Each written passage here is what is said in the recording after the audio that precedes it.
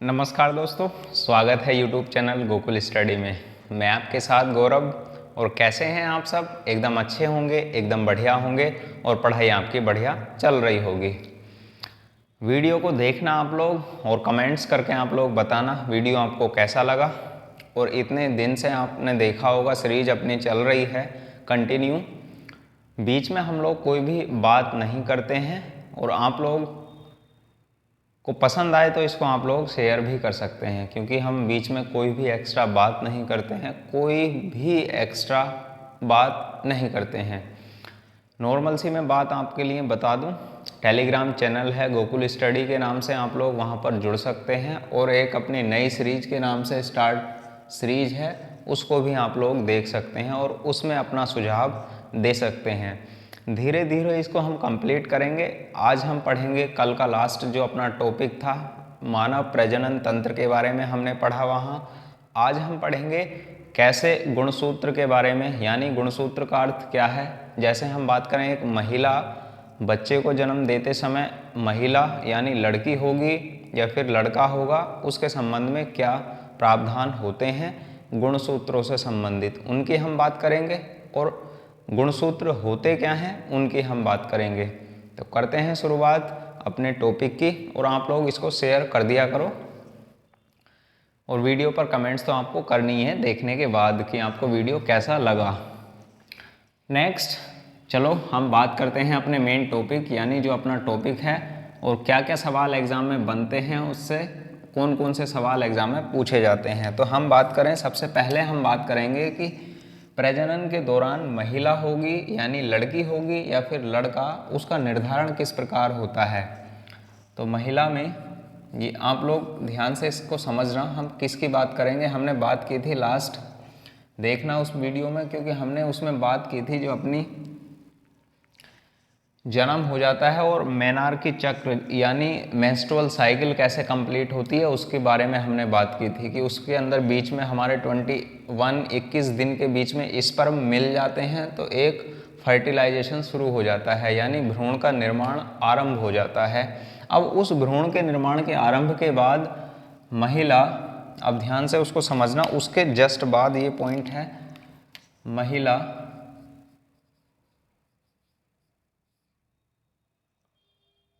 बच्चे के जन्म के समय, बच्चे को जन्म के दौरान या गर्भ धारण करने के दौरान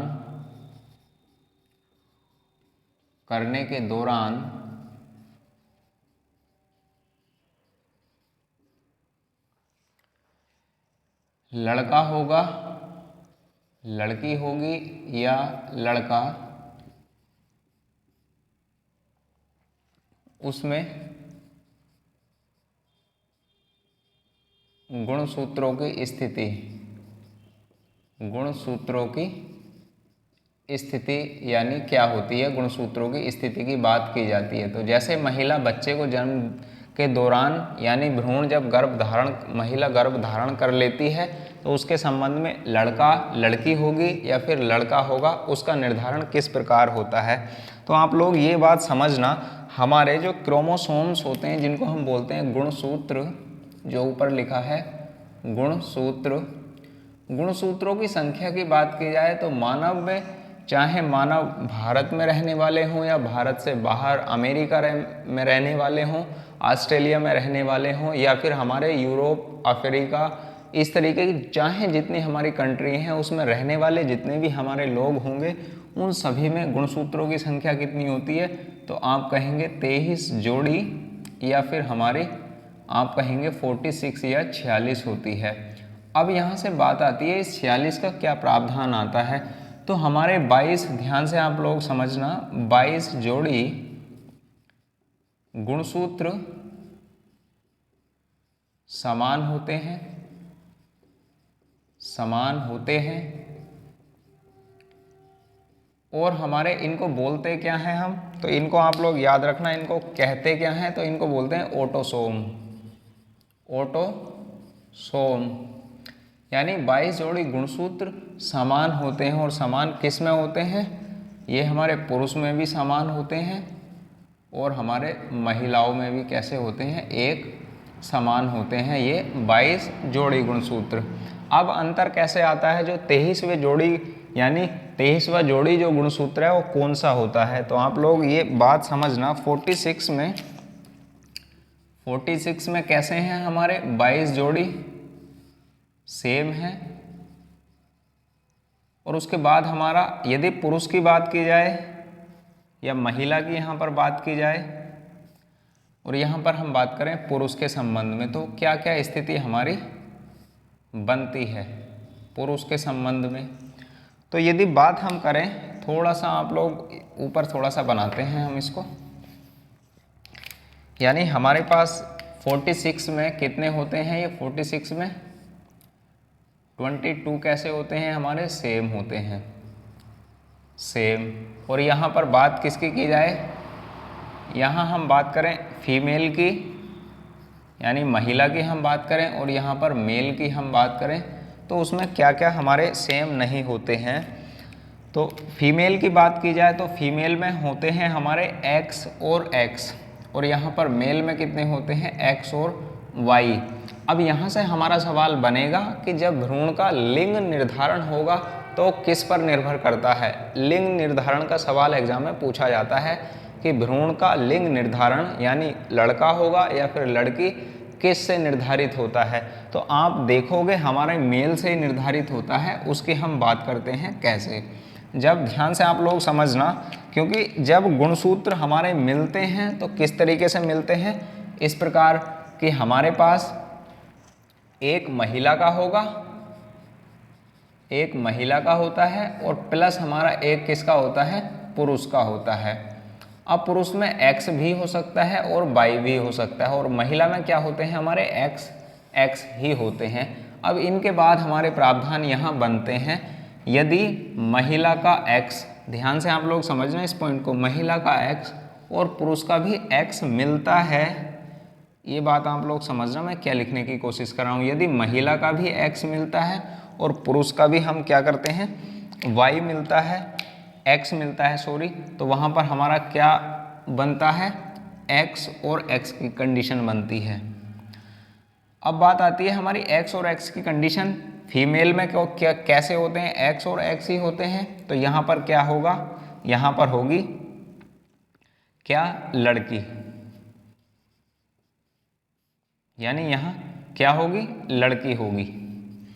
अब बात आती है हमारी फीमेल का, तो x, ध्यान से समझना इस बात को, और हमारा मेल का y, समझना मैं क्या बताने की आपको कोशिश कर रहा हूँ।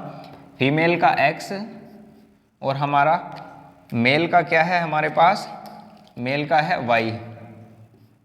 तो इस कंडीशन में यहाँ क्या चांस होंगे होने के, लिंग निर्धारण क्या होगा, तो यहाँ y है, x तो सेम ही रहता है, x और y की कंडीशन किस में होती है, मेल में होती है। तो यहाँ क्या होगा, तो यहाँ लड़का होने के चांस बढ़ जाएंगे, यानी बढ़ जाएंगे नहीं, लड़का ही होगा। और उसके बाद हमारी बात आती है, यदि ध्यान से आप लोग समझना, यदि हमारा x इस वाले x के, अब ये सेकंड वाले की हम बात कर रहे हैं, इस x के साथ मिलता है, तो वहाँ पर क्या क्या प्राप्त होगा हमें, x, और हमारे पास जितने रेड कलर से मैं लिख रहा हूँ तो वो मेल के लिए हैं, तो ये हमारा क्या प्राप्त होगा, यहाँ पर हमें ओनली x और x किस में होते हैं, फीमेल में होते हैं। तो यहाँ क्या होगी, फीमेल यानी लड़की होगी, जेंडर कैसा होगा, फीमेल होगा। अब हमारी बात कहाँ पर आती है, अब हमारी बात आती है x फीमेल का हो और हमारे y किसका हो, मेल का हो, यानी कि x फीमेल और y मेल का है। तो आपने देखा x और y किसके होते हैं, तो इसको यहाँ पर रेड से आप लिख लेंगे। तो यहाँ पर क्या होने के चांस होंगे, तो यहाँ लिंग निर्धारण क्या होगा, तो यहाँ होंगे लड़का या फिर बॉय हम उसको बोल सकते हैं, यानी मेल हमारे पर्सन होने के चांस बढ़ जाएंगे। और ऐसा नहीं होता है एक्स, और आपने देखा होगा थर्ड जेंडर भी होते हैं, ट्रांसजेंडर, तीसरे थर्ड पर्सन। तो उनमें क्या होता है, जैसे मैंने बात की थी प्रोजेस्टेरोन हार्मोन, ये जो हार्मोन निकलते हैं तो वहाँ कम हो जाती हैं हार्मोन की संख्या। इस कारण से क्या होता है, वृषण का निर्माण नहीं हो पाता। कैसे बनते हो, देखो इधर थोड़ा सा आप लोग समझ लो। जो हमारे वृषण होते हैं, इस बात को छोटा सा पॉइंट आप लोग समझना इस बात को, जो वृषण होते हैं, वृषण का निर्माण टेस्टिस बोलते हैं इनको, टेस्टिस, वृषण का निर्माण जिसमें शुक्राणु का निर्माण होता है।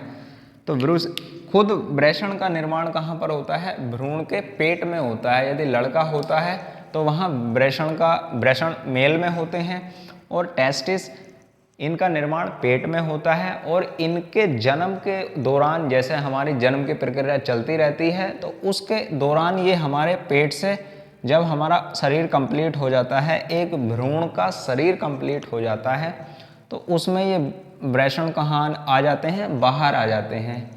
और यह वृषण बाहर नहीं आए तो आप लोग समझना वहाँ कैसा पर्सन होगा, वो थर्ड जेंडर होगा।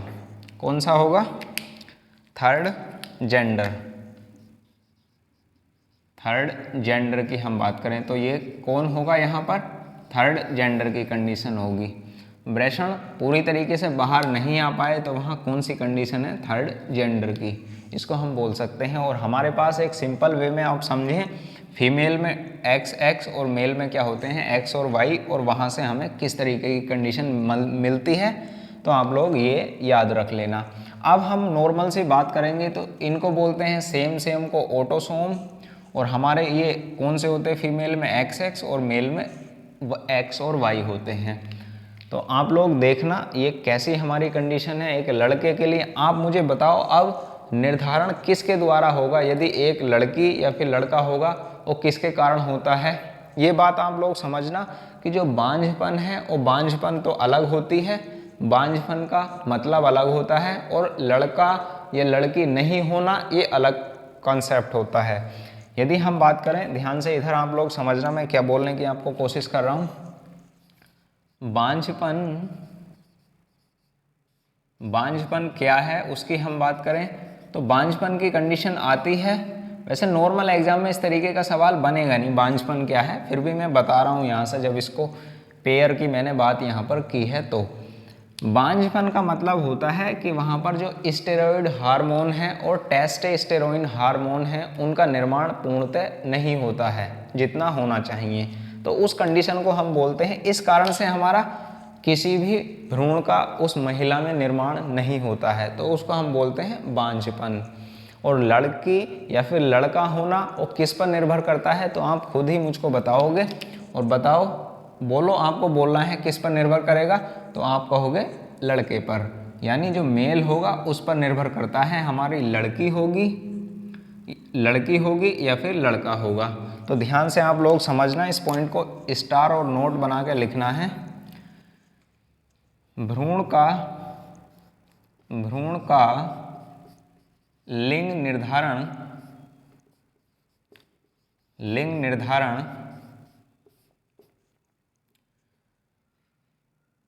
मेल पर निर्भर करता है, मेल पर निर्भर करता है।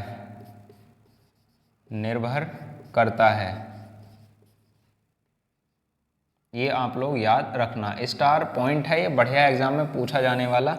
अब हमारी बात आती है इसके संबंध में कि हमारे जैसे नपुंसक बोल देते हैं, जो मेल है नपुंसक होता है कि बच्चे पैदा नहीं कर सकता, उसके संबंध में क्या प्रावधान है, तो उसके लिए होता है कि जो हमारा कौन सा हार्मोन है, अभी मैंने बात की थी जो प्रोजेस्टेरोन, एक तो है टेस्टोस्टेरोन और एक है प्रोजेस्टेरोन हार्मोन। आपने वीडियो पिछले देखे हैं जहाँ पर मैंने अंडाशय और वृषण के बारे में बात की है, तो वहाँ आपको पता होगा अंतर क्या है, कौन सा महिला का होता है हार्मोन और कौन सा पुरुष का हार्मोन होता है।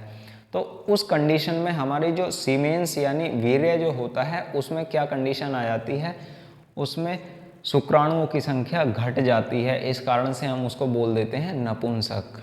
ये आप लोग याद रख लेना और इसका आप लोग स्क्रीनशॉट लो, और उसके बाद हम बात करेंगे गुणसूत्र क्रोमोसोम क्या होते हैं, इनको किस तरीके से हम समझ सकते हैं। फिर उसके बाद एक जीन आनुवांशिकता का प्रावधान आता है, उसके बारे में हम थोड़ा सा यहाँ पढ़ते चलेंगे। लो आप लोग इसका स्क्रीनशॉट और लिया होगा आपने। अब हम बात करते हैं नेक्स्ट पॉइंट जो है अपना उसके बारे में।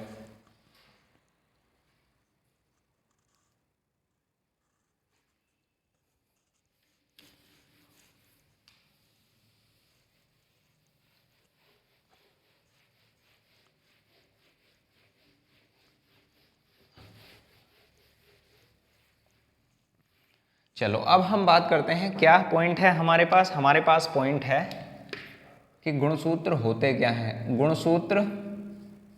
गुणसूत्र इनको बोलते हैं क्रोमोसोम्स।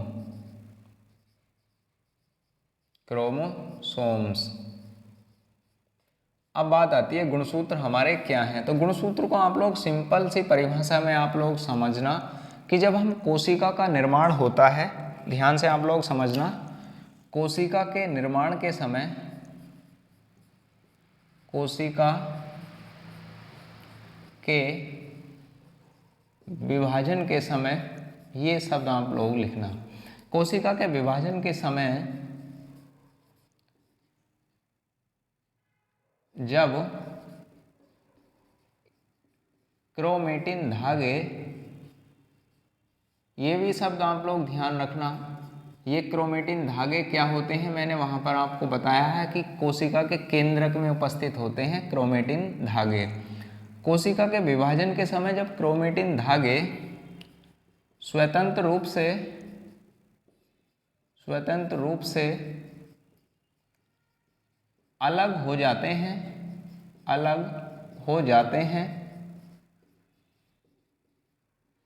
तब उन्हें गुणसूत्र कहते हैं।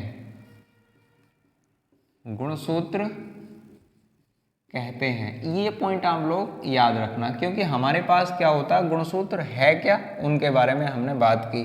क्रोमेटिन धागे केंद्रक में उपस्थित होते हैं और ये जुड़े हुए होते हैं, और यह कोशिका विभाजन के दौरान जब अलग अलग पाए जाते हैं होते हैं तो उनको हम क्या बोलना शुरू कर देते हैं, तो हम उन्हें गुणसूत्र या क्रोमोसोम कहना शुरू कर देते हैं। इतनी बात आप लोगों को समझ में आई होगी। अब हम बात करते हैं किसके संबंध में, सबसे पहले खोज किसने की थी इसके बारे में।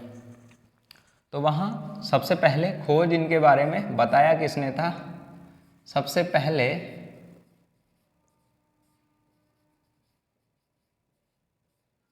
स्ट्रास, इसको थोड़ा सा आप लोग दूसरे पेन से लिखेंगे, स्ट्रास वर्जर ने 1875 यानी 1875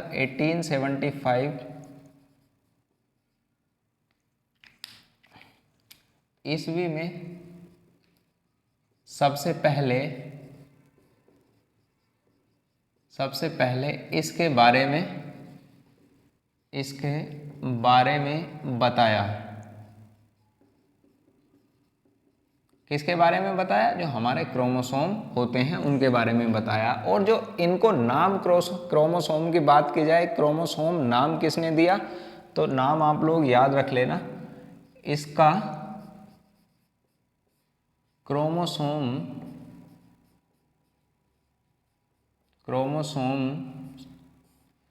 नाम वाल्डेयर ने दिया था। ये पॉइंट आप लोग याद रखना, वाल्डेयर ने दिया था। यदि नामकरण के संबंध में बात आए तो वहाँ आंसर होगा वाल्डेयर, और जबकि खोज की बात की जाती है तो सबसे पहले बताने वाले वैज्ञानिक कौन थे, स्ट्रास वर्जर। ये हमारी एक सिंपल सी परिभाषा होती है। अब हमारे बात आती है क्रोमोसोम का मतलब क्या होता है। मतलब के तौर पर हम जैसे बात करें कि जो डीएनए होता है, ध्यान से आप लोग समझना, अब यहाँ डीएनए शब्द भी जुड़ना शुरू हो गया, और गुणसूत्र से हम उसको कैसे समझ सकते हैं। तो डीएनए की हम बात करें, डीएनए और इसको बोलते हैं डीऑक्सी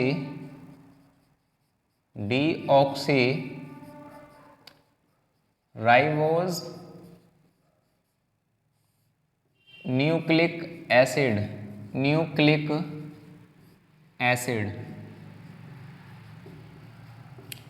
जो हमारा आप नाम सुनते हैं, देखो धीरे धीरे नाम पॉइंट टू पॉइंट जुड़ने शुरू होंगे यहाँ से, आनुवांशिकता का कॉन्सेप्ट और गुणसूत्र का कॉन्सेप्ट। अभी हमने पिछली बात की थी कि 23 या 23 जोड़ी होते हैं वहाँ पर, और उसकी भी मैं बात करूँगा। यदि संख्या 23 से घट जाती है तो क्या इफेक्ट होगा, बढ़ जाती है तो क्या इफेक्ट होगा, इन सभी को पढ़ेंगे हम लोग आनुवांशिकता वाले चैप्टर में। ये तो अपना एक था कि प्रजनन के दौरान क्या प्रक्रिया होती है। अब हम उसको आनुवांशिकता के साथ भी हम पढ़ेंगे कि हमारे पास यदि इनकी संख्या कम हो जाती है तो क्या होगा, और इनकी संख्या बढ़ जाती है तो क्या होगा।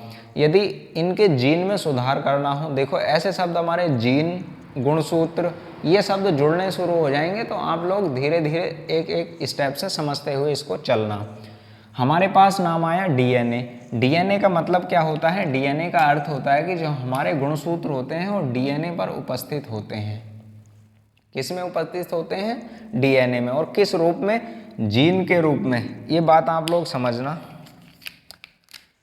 डीएनए का कार्य की बात हम करें, अभी हम बात करेंगे कौन से क्षार होते हैं, कौन से बेस इसके होते हैं, नाइट्रोजनी क्षार जिनको हम बोलते हैं, वो क्या होते हैं। डीएनए के कार्य की बात की जाए तो यह है आनुवांशिक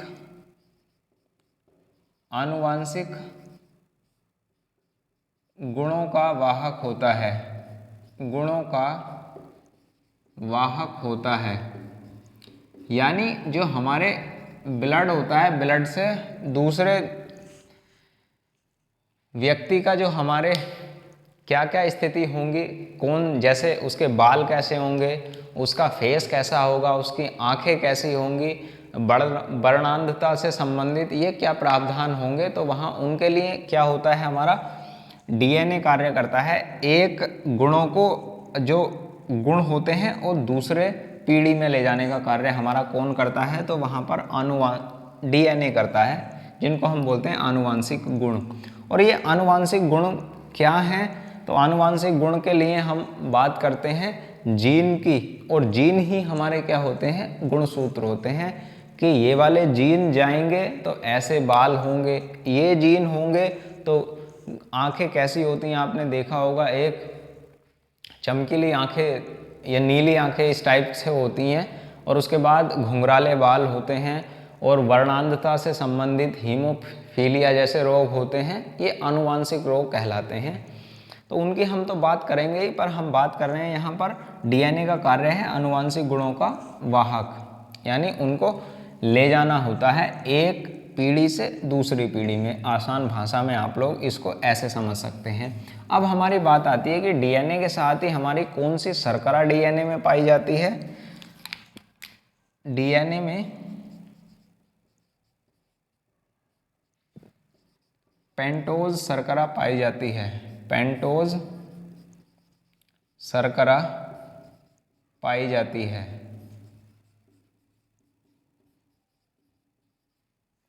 और अब हम बात करते हैं तो इसमें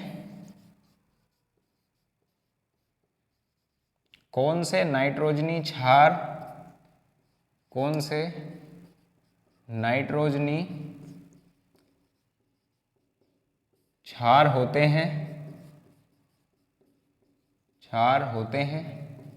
तो अब उनकी हम बात करें, जो सिंपल तौर पर आप लोग होते हैं उसकी संरचना के आधार पर, तो इसकी संरचना के लिए हमारे क्षार कौन कौन से होते हैं, तो आप लोग याद रखेंगे उनको। इनके किसकी हम बात कर रहे हैं? जो बेस होते हैं इसके। तो आप लोग ये समझना, सी कैसे होते हैं, देखो इनको साइटोसिन,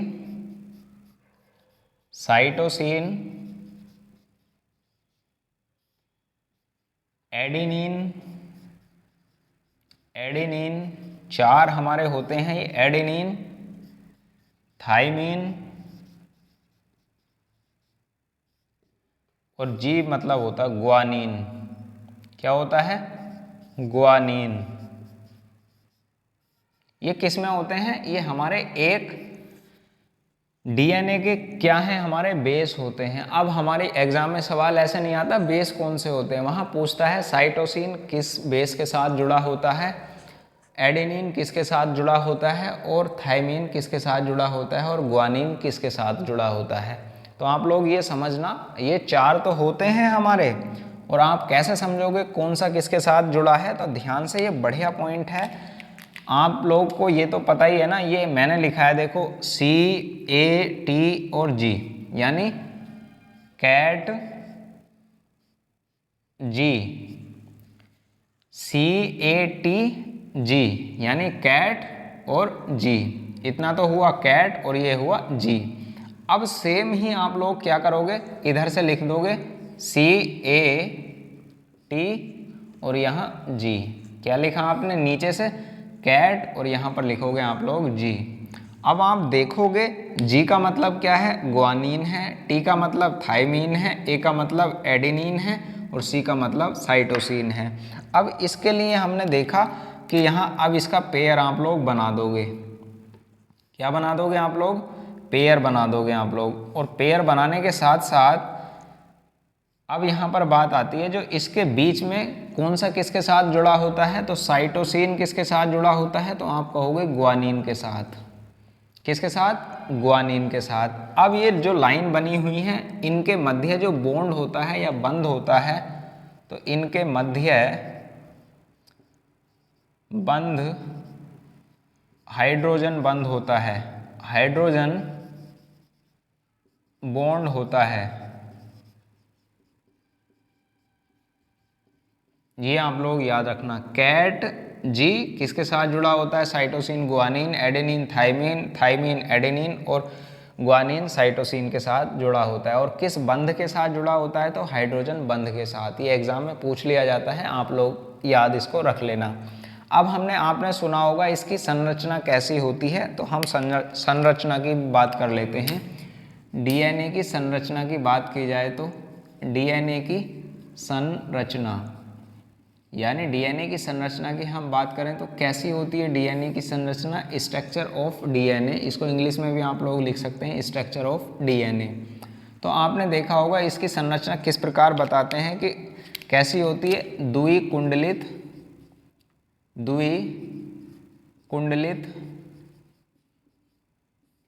संरचना होती है, संरचना होती है।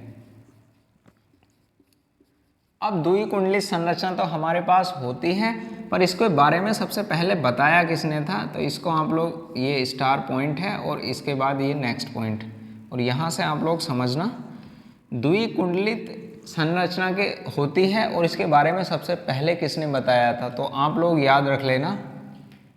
वहाँ नाम आते हैं 2, और 2 साइंटिस्ट कौन कौन से हैं, एक तो वाटसन आता है, वाटसन एवं क्रिक नाम के वैज्ञानिकों ने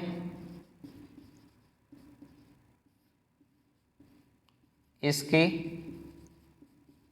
संरचना को डबल हेलिक्स बताया था, यानी द्विकुंडलित बताया था। तो कौन से साइंटिस्ट हैं जिसने बताया था कि इनकी संरचना कैसी होती है, डबल यानी डबल हेलिक्स संरचना इनकी होती है। तो वहाँ आपका आंसर हो जाएगा, इसके बारे में किसने बताया था, वाटसन और क्रिक ने। और किस से बताया था और कब बताया था, तो ये भी आप लोग याद रख लेना, 1953 में बताया। और 1953 में बताने के बाद वहाँ पर किस से बताया था, तो एक्सरे एक किया गया था, और एक्सरे करने वाले व्यक्ति कौन है, विल्किंस के द्वारा डीएनए का एक्सरे किया गया, और उनके एक्सरे के द्वारा बताया गया कि इसकी संरचना कैसी है, डबल हेलिक्स संरचना है। हालांकि ट्रिपल हेलिक्स की संरचना भी पेश कर दी है, हरगोविंद खुराना है, doctor Hargobind Khorana, genetic code की जिन्होंने खोज की है, तो उन्होंने ट्रिपल हेलिक्स संरचना के बारे में भी बता दिया है। तो वहाँ पर इन तीनों व्यक्ति को देखो, दो व्यक्ति ही आप लोग याद रखते हैं, वाटसन और क्रिक ने इनके बारे में डबल हेलिक्स संरचना के बारे में बताया 1953 में। और किसके द्वारा? तो विल्किंस नामक साइंटिस्ट ने एक क्या एक्सरे तैयार किया और एक्सरे से ही इन्होंने बताया था, और इसके लिए इनको नोबेल प्राइज भी मिला है। और तीन व्यक्ति कौन कौन से हैं? एग्जाम में सवाल आता है कि डीएनए की डबल हेलिक्स संरचना में के लिए तीन व्यक्ति को नोबेल पुरस्कार दिया गया था, वह कौन से हैं? तो आप लोग बताएंगे वाटसन और क्रिक तो नाम लिखे होंगे पहले ही, तीसरा व्यक्ति कौन है? तो वहाँ होगा विल्किंस नाम के साइंटिस्ट हैं, जिन्होंने बताया है कि इसकी संरचना कैसी है, डबल हेलिक्स है। अब इसको आप लोग थोड़ा सा इधर समझना, इसको डबल हेलिक्स की संरचना की हम बात करें तो यहाँ किस तरीके से, देखो इधर ये वाले पॉइंट आपने देखे होंगे, एक सीढ़ी नुमा संरचना होती है। कैसी होती है? एक सीढ़ी नुमा संरचना। और सीढ़ी नुमा संरचना पर ही हमारे क्या होते हैं? ये कैट जी, यहाँ सी ए टी और जी, फिर उसके बाद सी A T ji, C A T जी, ऐसे ही हमारे सेम इधर होते हैं, यानी C A T G, same condition होती है। इनको हम क्या बोलते हैं? इनको बोलने की संज्ञा दे देते हैं हम जीन। और ये किसकी संरचना है? डीएनए की, डीऑक्सीराइबोज न्यूक्लिक अम्ल की संरचना है। और ये कंप्लीट जो बन जाता है ना, इसको हम एक बड़ा स्ट्रक्चर की हम बात करें तो उसको हम बोलते हैं गुणसूत्र। अब मुझे लगता है मैंने क्या बताने की आपको कोशिश की है, समझ में आपको आया होगा क्या पॉइंट मैंने आपको समझाने की कोशिश की है। अब हम बात कर लेते हैं नॉर्मल किसके बारे में? आरएनए के बारे में। आरएनए क्या होता है और उसके बारे में हम पढ़ लेते हैं, एग्जाम में क्या पॉइंट बनते हैं। आप इसका स्क्रीनशॉट ले लो, फिर हम बात करते हैं आरएनए के बारे में। आरएनए में कौन से, आपने स्क्रीनशॉट लिया होगा, फिर हम बात करते हैं आरएनए के बारे में।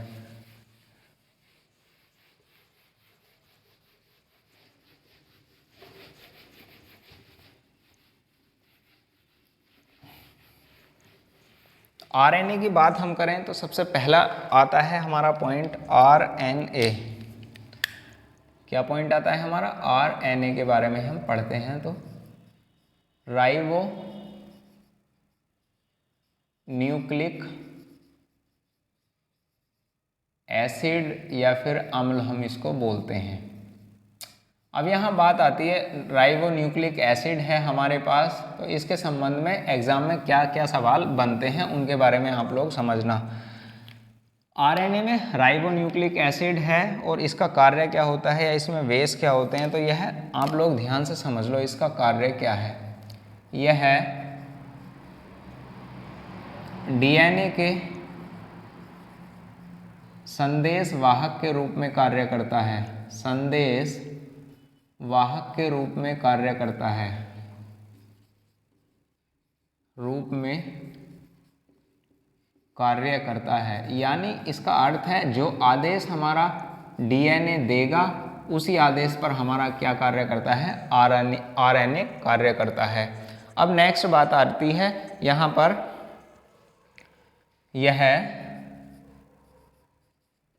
डीएनए के आदेश से, डीएनए के आदेश से ही एमिनो एसिड से, एमिनो एसिड क्या होता है? एमिनो एसिड ये मैंने प्रोटीन के साथ आपको बताया है, कितने प्रकार के प्रोटीन मिलकर बनी होती है एमिनो एसिड्स, कितने प्रकार के होते हैं। तो आदेश से ही एमिनो एसिड से प्रोटीन का संश्लेषण करता है, प्रोटीन का संश्लेषण करता है। ये पॉइंट आप लोग याद रख लेना। किससे संबंधित सवाल है ये? एक आरएनए के कार्य हमारे मेन तौर पर होते क्या हैं। अब बात आती है हमारे पास कि इसके नाइट्रोजनी बेस कौन से हैं, तो इसके नाइट्रोजनी क्षार कौन से हैं, कौन से हैं, तो ये पॉइंट भी आप लोग याद रखना कौन से हैं। तो वहाँ हमने क्या बात की थी, ये आप लोग याद रखना। उसकी हमने बात की थी कि हमारे पास कैट जी होता है और इसको लिखेंगे हम उल्टा कैट जी। आसान है बहुत, अपने तरीके से चाहे जैसा आप लोग याद रख सकते हैं। अब हमारी बात आती है किसके संबंध में, आरएनए के संबंध में। तो वहाँ क्या याद रखना है, कैग यू। क्या याद रखना है, कैग। आर्टिकल 148 आप लोग पढ़ते हो, संविधान में आपने पढ़ा हो तो, और नहीं तो आप लोग मुझे बताना नेक्स्ट टॉपिक अपना हम क्या रखें, क्योंकि जो मैं मेन अपने चाहे वो जो अपना सेंटर है उसमें पढ़ाता हूँ, तो ये जीएस वाला पोर्शन मेरे ही पास है वहाँ। तो आप लोग बता सकते हैं कौन से टॉपिक स्टार्ट हम करें, ज्योग्राफी या फिर उसके बाद। तो वैसे नॉर्मल अभी हम साइंस कंप्लीट करेंगे, उसके बाद आप लोग बताना कॉन्स्टिट्यूशन आप लोग पढ़ोगे या फिर ज्योग्राफी आप लोग पढ़ोगे, उसके बारे में आप कमेंट्स करके मुझको बता सकते हैं। तो यहाँ हम बात करते हैं किसके बारे में, कैग यू के। यानी कैग यू क्या है हमारे पास, सेम कंडीशन कैग यू, इसको लिखेंगे हम यहाँ पर ऐसे ही CAG कैग और यू। ये कंडीशन आती है हमारे पास, इसको हम बोलते हैं, तो ध्यान से आप लोग समझना, यू को बोलते हैं यूरेसिल, यूरेसिल, और इसको बोलते हैं ग्वानिन जो मैंने पीछे लिखा है, और इसको बोलते हैं एडिनिन, एडिनिन, और इसको बोलते हैं साइटोसिन, साइटोसिन।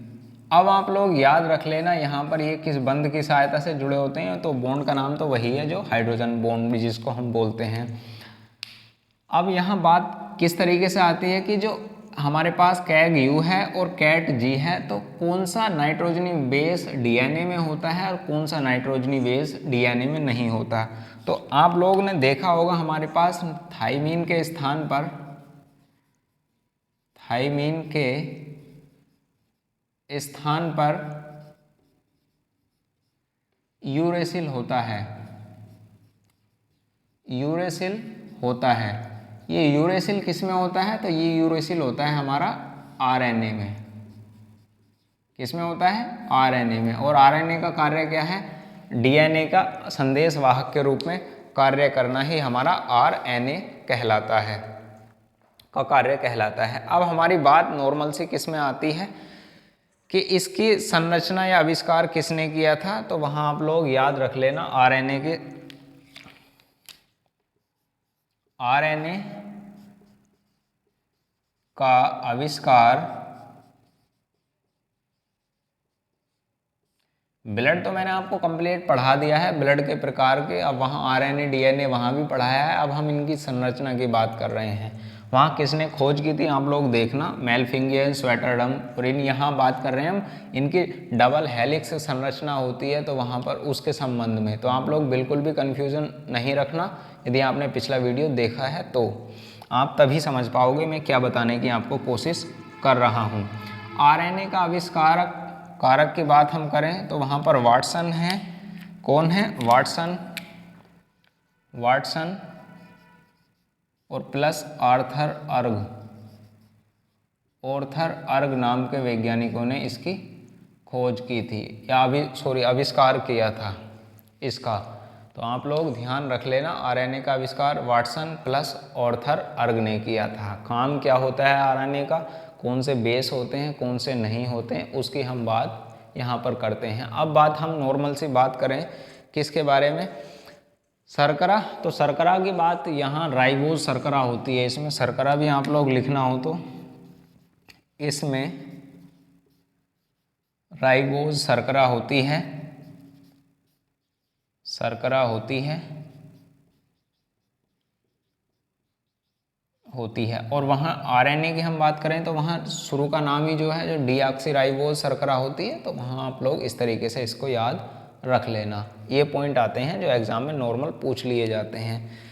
और यह होता किस में है, तो ये बात आप लोग याद रख लेना, केंद्रक द्रव्य किस में होता है, केंद्रक द्रव्य, केंद्रक द्रव्य कोमा केंद्रिका। ये आप लोग देखना, देखो ये केंद्रक के भाग हैं, ये किस तरीके से, केंद्रिका क्या है वहाँ पर मैंने आपको बताया है। और राइबोसोम, ठीक है ना। अगला इसमें लिखना चाहो तो आप लोग इसको भी लिख लेंगे, राइबोसोम, राइबोसोम। और दूसरा लिखना चाहो तो यहाँ पर लिखेंगे कोशिका द्रव्य